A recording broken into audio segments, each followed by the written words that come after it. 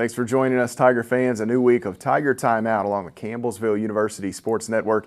Matt Payton with you here as we take a look at Tiger and Lady Tiger basketball. We'll start with the women's program. A couple of wins this past week on the road at Georgetown, at home over Cumberland University. Back in action this week. The head coach, Ginger High-Colvin, joins me. And Coach, you go to Georgetown on Thursday. It's always fun to go to Georgetown and get that rivalry matchup in. Of course, you played in the hottest environment perhaps known to man. Yeah. You can't bury the lead. That's the lead. It was warm in there, but the Lady Tigers offensively, they were pretty warm themselves. Yeah, it was warm in there. It's always really warm in their gym, and it was probably uber warm for that day. But, yeah, we came out, and I thought offensively played extremely well. Defensively, we did a good job, too, because they've got so many weapons. And I was really pleased with where we were and how we handled it. Lincoln County represented on Thursday. 43. 46. 46. I Okay, think. 46. So Maddie Boyle posted 26. Caitlin Wilkes chipped in 20. I know it was some difficult circumstances around Maddie, but she had almost 50 folks in the stands that came to watch. It's a great night to have a great night. Oh, yeah. And for both of them, in fact, that's a pretty big performance for those two. Obviously, Maddie's grandfather passed away. The funeral was on Friday. The family planned everything around the kids and made it possible for Maddie to come and play. So for her family to all be there and support her, because it's been a roller coaster for that family for the last 70-plus days. And for them to come out, and I think probably it was a good step out for them for everything that they'd gone through. So it was a great day for them, a great day for us, and I was really proud of Maddie for gritting it up and playing. And you guys get, a win over Georgetown, like 23 points or so, or I can't remember exactly where the final. At one point you were up 29, but you go on the road against the top 15 program. You never really expect to win like that. It was a game that you were able to jump out early, and by halftime, you had to feel really good about where you were. Yes and no. Georgetown's so explosive offensively. I know I turned to Hootie during the game and I said, we're up 25 and I feel like we're up 2, because they can come down and Toller can fill it up, Stevenson can fill it up. They can just really they're a lot like us. I think we can put points on the board in a hurry, and I feel like they can do that the same. And so you never want to look back, you never want to take your foot off the gas with them. They're just too explosive, too talented. The Lady Tigers return home on Thursday. They have a matchup with Cumberland University. Taking a look at some of the numbers there as Campbellsville gets the victory over Cumberland University, 73-49. Kayla Luby led the way with 15. Maddie Boyle had 13 points. Whitney Hay with 10 points and 4 rebounds, 4 assists for Campbellsville University. And, Coach, all-around team effort, that's one that Cumberland, for whatever reason, the last 3 or 4 times you've played them, they have really made life difficult on you. At their place, it was a bit of a challenge. You go back to the conference tournament a year ago. Even on Saturday, really through 25 minutes, that thing was nip-tuck, and you were looking for offense. We were looking for offense, and thankfully we did a good job defensively. That's what saved us in that game. I know we hit some shots late and pulled away, but our defense, I felt like, was really good. Cumberland U is no joke. They have so much talent on that team, and they play hard and they don't quit. Gordon's given everybody in this league fits, and she continued to give us fits. We focused on her, and I thought did a much better job not letting her get to where she wants to get, but she's still so good. She's going to find ways. And then I talk about this all the time. Freeman's one of my favorite players. She just has that motor that never stops. And they've just got some really, really good pieces, and they're definitely not a team to overlook ever. Well, you were able to turn them over early and often, turn that into points, and ultimately that was that was your best offense early in the game, was off of the turnover. You started to settle down. Maddie Boyle hit some big shots in the second half, as did a few other Lady Tigers. Kayla Luby had a couple of nice plays down inside as well. And still, Luby is one that is maybe if you voted on the most underrated player in the nation, it very well might be Kayla Luby. I agree with you completely. When you put the graphic up, I thought, Kayla's she's just always there. She's always steady, and she's been our steady. And just because she's just the unsung hero, she does everything, works so extremely hard. She is an addition for us that's just unbelievable, and what she's brought to the table for this team. is a huge, huge factor in why we're being successful right now. And you get to put the bow on that performance with the ring ceremony recognizing last year's team. Maybe one of the most rare ring ceremonies ever. Everybody was back from last year's team. Everybody was back. That's hard to imagine. I had a dilemma because Kobe played and his game was during the ring ceremony. And then I think those kids see me every day. I don't think they care if I'm there at the ring ceremony. They just care about the ring. And but we had everybody back. 4 kids sitting over on the bench that are wanting that ring for this year. And we're going to do everything we can to hopefully make that happen. But yeah, it was a great ceremony, and the 2 rings this year. We had one that was backdated a little bit, but it's a good group and a very deserving group. The Lady Tigers will continue to work on getting another of those rings. It'll start this week, Thursday. Cumberland's will come to Campbellsville. We'll step away, come back, and talk with the head coach about the upcoming matchup with the Patriots. Stay with us here on Tiger Timeout.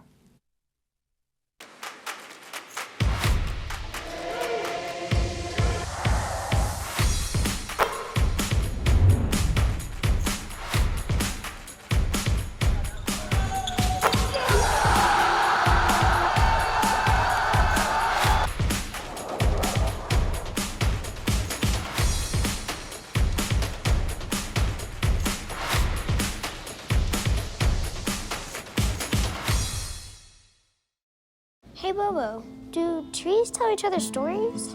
I'm sorry. I'm afraid I don't know that. Hey, why don't we go find out? Listen. Can birds draw pictures? I don't have an answer for that. Dad, do stars visit their friends? Look!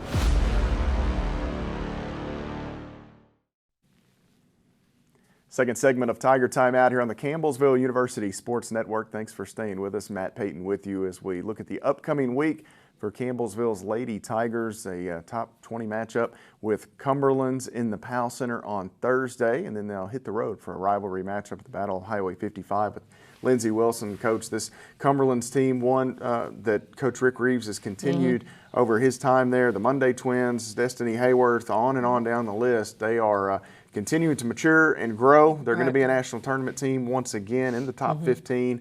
You got your hands full on Thursday night against this Patriots. We do. You don't have a day off in our league, and so we're coming off two tough ones, I think, last week, and then you turn around and you have 2 tough ones again this week, and it's a must-win for us on our home court.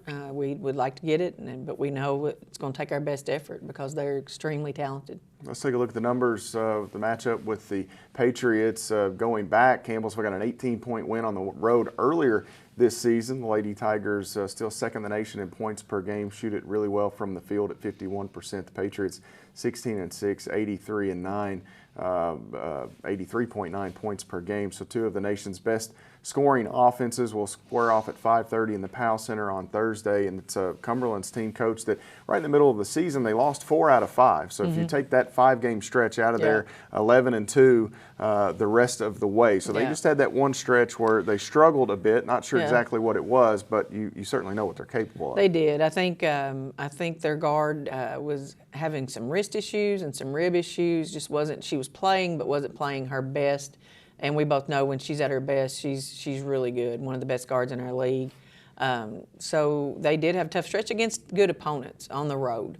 Marion on the road. They even had Marion down, who's ranked 2nd in the country right now, had them down at the half and played really well, went dry in the 4th quarter, couldn't score, but have played a good schedule. And so, you look at that record and it's just not, I don't think it's really true to what they are. Yeah, I think one of those was Reinhardt, who's still undefeated. Reinhardt's still undefeated, yes. I look, Brian. So they weren't bad losses. They just had a bit of a stretch. On the road losses, and so it's a Cumberland's team here. If you're a fan, you come in, you get two high-powered offenses, two teams that could really shoot it well. This is one we get the Powell Center loaded up on Thursday night. Hopefully, Powell's been great this year. We've had great crowds, and I expect nothing less again on Thursday. It'll be a great two top 15 teams, and just try to keep rolling with it. It'll be a difficult one for us, but one we're going to be prepared for. The Lady Tigers will have 3 straight on the road after this matchup with Cumberland's on Thursday night. They'll head to Lindsey Wilson College for a matchup Saturday. That's a 2 o'clock start time. You can catch that on 88.7 The Tiger. Then Bethel University and Freed-Hardeman University on the road before Georgetown comes back here on February the 22nd. So 3 straight in the Central Time Zone following this one Thursday, Coach. And we'll just talk briefly about Lindsey Wilson College.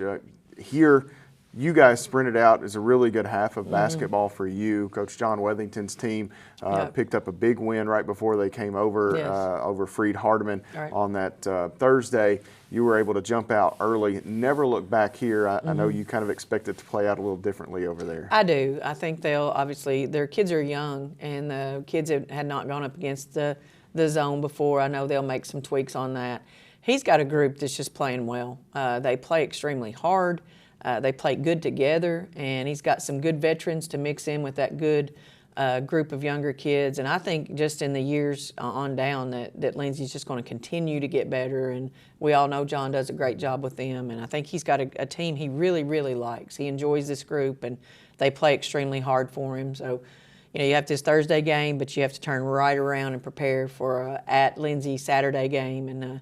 And it's a big week for us. There's no doubt about it. And as you watch these kids, especially the ones that have been there a few years, you start to. There's some of you enjoy watching on certain teams. For me, I love watching Lucy Patterson. I think she plays extremely hard. She picked up a Conference Player of the Week award earlier this season. She can really rebound. She's great around the rim. She's a fun player to watch on an opposing and she's team. really improved her game, just getting to the rim and doing some things offensively. She's always been a great rebounder. She's just got that knack for knowing where it is, and she's athletic enough to go get it. And they definitely work around Lucy, and she's done a great job for them. And it's a different vibe for the Blue Raider teams. They don't have a Kayla Stiles or that Reagan Thank Turner, goodness. so they so they've kind of had to spread the wealth a little bit more. And the Sydney Halls and Jordan Stevens and those kids have had to.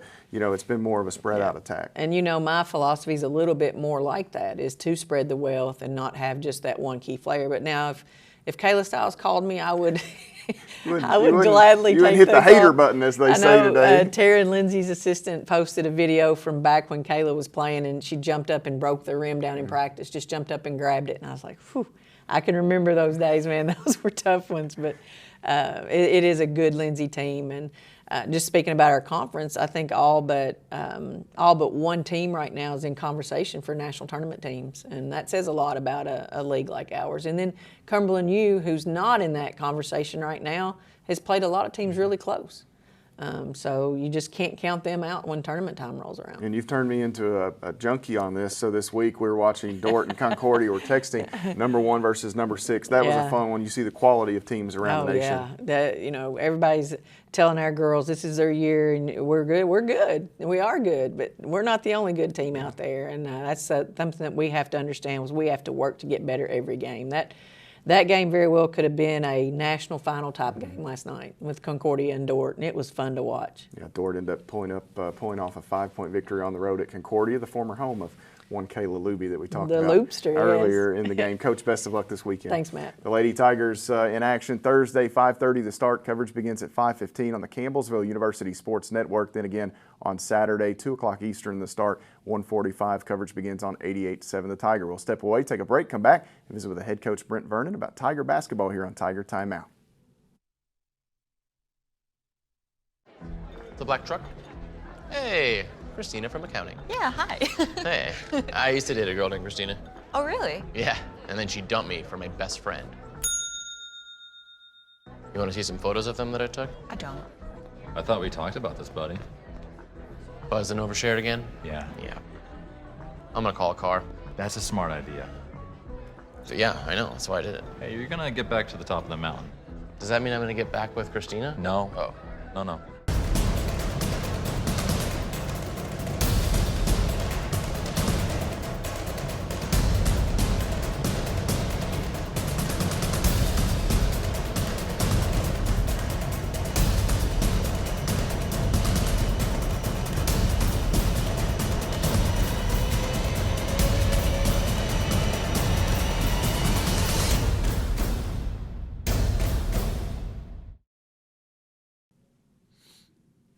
Thanks for staying with us here on Tiger Timeout. We transition over to Tiger basketball as Campbellsville University's men's basketball team in action this past weekend. A split with Georgetown and Cumberland University. They fall at Georgetown College, get a win on Saturday over Cumberland. And Coach Brent Vernon joins me. And life in the Mid-South is tough. When you go to these environments, Coach Ginger High-Colvin and I talked about this, that are so warm. That's the first thing you got to say about Georgetown. It was so warm. You come up with some wild numbers on kind of what that looks like for teams after playing there. A valiant effort by your group, just not enough buckets in the first half, really nip-tuck in the second half. Just couldn't quite get over the hump. It's a really good Georgetown team, and, unfortunately just couldn't get over the hump, as I mentioned. Yeah, no, I think our guys played extremely hard. I give Georgetown credit. First half made a lot of shots, and guys who they're not bad shooters, but, they're not great shooters, but stepped up and made some shots. 5 threes between two guys who weren't shooting it real well. I guess if somebody was going to make them, that's sort of the way you want to go. But we gave up a few too many straight line drives at the rim to where we were always in help mode. But I thought our guys really competed. We never gave in. Second half made a valiant effort, got it to 5, a couple chances with the basketball. But I think, again, in that environment, as you said, the heat was miserable, but we used so much energy to get back into that 5-point game. We just never could get over the hump. With Jace Wallace's 8th point, he became the 34th member, as we were corrected on social media this week by Andrew Smith. Drew, actually, in his final game of the national tournament, climbed into the 1,000-point club. We'll have to make sure that we get him recognized in the record books online. But so Jace is the 34th member of the 1,000-point club. Pretty cool run that he's had for 3 years. It is. I say a great accomplishment from a great young man. Just he's been a team leader for 3 years. He brings it every day. Just mature. Just a great guy to have in your program and lead by example. And he's done that every year, but especially this year. He's really done a fabulous job, and he shows a lot of guts in a lot of different scenarios, and he really did that on Saturday for us. Well, as you mentioned, the heat from Georgetown and Jace, what he had to gut out on Saturday. You text me Friday evening and you said, I don't know that Jace is going to be able to go. He was basically dehydrated from the heat and the environment at the Davis Reed Alumni Gymnasium. You come back Saturday morning, you're still kind of maybe up in the air, but he has a nice performance, and you guys get a 2-point win. Let's take a look at the numbers from that matchup with Campbellsville and Cumberland University, 75-73. Chandler Clements had a big day. Coach Jay Milburn, a terrific afternoon as well, and Darius Harding in the first half kind of paced things, and it was Clements and Milburn in the second half. All in all, a great team effort to get a much-needed Mid-South Conference victory. Yeah, Jace under the weather pretty badly, honestly. Saturday morning we had a shoot-around. He moved around, and I think it did help him a little bit. A lot of liquids, a lot of fruit was eaten, but was very unsure what he would be able to give us. So we played him in short spurts, and second half went with him a little longer because he was feeling better. So that was good to see. And again, as we said, just a lot of guts. Those three you mentioned, though, Chandler and Jay in the second half, Darius in the first half, they played extremely well. I thought we competed on the defensive end. First half, we couldn't go inside the way we really wanted to because Jay got 2 quick fouls basically in the first 2 minutes of the game. But our game plan was to get it into the post, let our post work.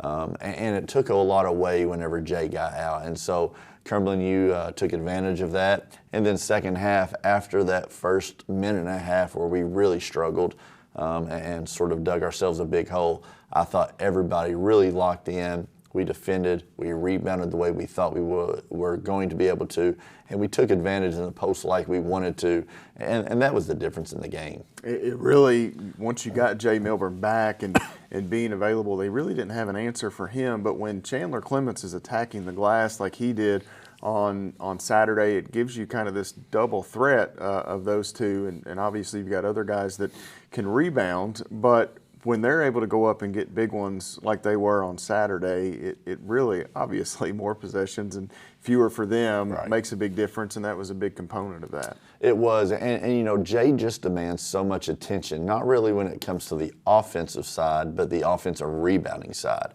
A lot of one-on-one stuff in the post, but he's a really good rebounder. He crashes the glass extremely well. He's relentless. He does a really good job rebounding. And whenever you play a team with lack of size, like I said, Cumberland U, tons of speed, tons of athleticism, lack of size compared to us. other people can find gaps. And I thought Chandler did a great job defensively and offensively finding gaps to help us rebound. And again, we ran the floor and got layups. We threw it into the post because of the attention to Jay. Chandler did a great job cutting and taking advantage of that, and it worked the way we were hoping it would the whole time. It just took a little longer than we'd like to get there. Well, Cumberland got you at their place, and I know we always talk about you're in this catch-up mode like that, getting over the hump. Sometimes, talking about Georgetown, you got to within 5 and the ball a few times. You never could get to even or get the lead. That is typically so critical. You were able to get there late Saturday and then hold on. Oftentimes, if you can get to the even or get to the lead, you're in pretty good shape. Yeah, and really the only thing, I mean, our guys did a great job of never really panicking. I worried early in the first or second half when that run happened. We called a quick timeout just to try to settle everything down. But I thought if we could ever get there, I thought we would be okay. And I wasn't sure. You know, you get down 12, you just come from being down 17 at Georgetown. Can you get there? We were going to have to use a lot of energy again, but our guys battled, made some shots, made some plays, and came through when we needed them to. Including Georgetown, the Tigers, the first team to win on the road on Saturday after playing at the Davis Reed Alumni Gym on Thursday. Pretty wild stuff. Those conditions, we talked about it being hot. That tells the story most definitely. We'll step away here, take a timeout. We'll come back and we'll talk about this coming week. The Tigers take on Cumberland's at home, then on the road, another rivalry matchup against Lindsey Wilson College in Columbia. Stay with us here on Tiger Timeout.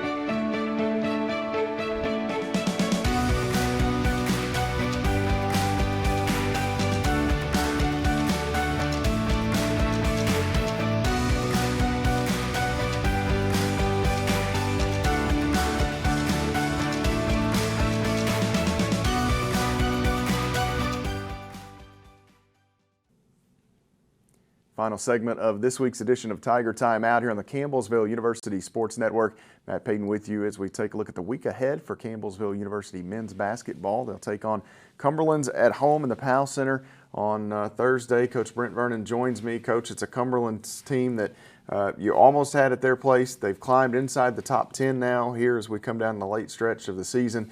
And it's a team, like I mentioned, you had a chance at their joint down in Williamsburg. Just not enough buckets that last minute and a half or so.